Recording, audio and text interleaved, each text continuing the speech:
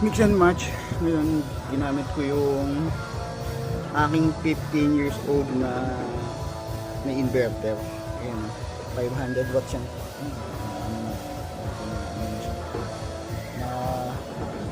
Na tatanggal na yun siya, sobrang luma na. Ang kasabay nito yan, itong panel nito. Yan, tanda na rin po, 15 years na yan. Pero gumagana pa na ngayon sa mix and match setup ko. So ngayon, ang ginagawa ko, gusto ko lang pakita sa inyo na yan, yung advantage na meron kang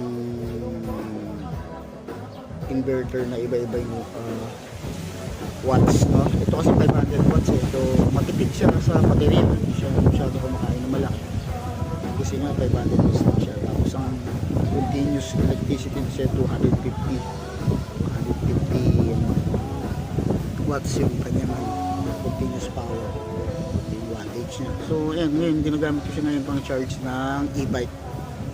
So ayan, ito yung setup ko, 400 watts sa dyan, 100 nasa bunga corner, ito 200 watts, 100 na nasa yan, tapos 500 watts na inverter,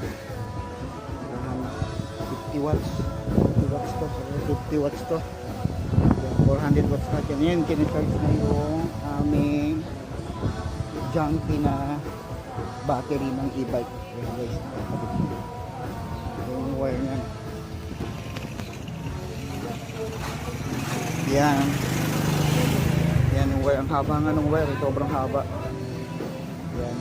Ngayon kasi yung e-bike namin, walang battery na pang e-bike, so sinacharge ko siya 12 volts. Yan, so talaga siya yung jump na number na. Okay, so 12 volts lang ang pinasa-charge ko. Ito yung gamit ko, aking luma rin na charger ng battery, so 12 volts lang. Yan, kasi kahapon dinahit ko ng bayad, kaya doon, umalis yung trabaho. Ayan, kaya makatipid, di na sinasaksak sa 220 na Meralco. Yan, dito natin sinaksak sa solar. Pwede naman. So sa mas matipid sana, wala pa kasi ako yung setup ko na solar is plug and play.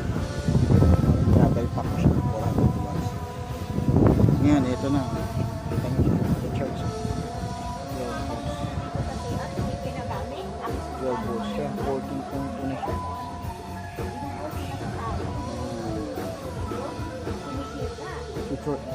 Charge natin yan, charge natin. So yung jump, ngayon gumagana na siya. Ayan, i-bike ko yan, no? 600 watts na bagong controller. Bali yung gusto ko lang ito, itong e-bike na to, yung jump, yung nasira lang dito, ang ginastos lang namin dito. Bill ko ng 5,000, ginastos lang dito, nagastos lang dito. Pinilitan lang dito yung controller, yung mga sira.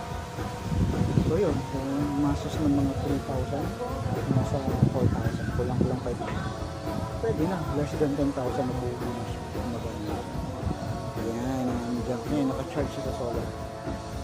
Sige, si mamaya maglalam.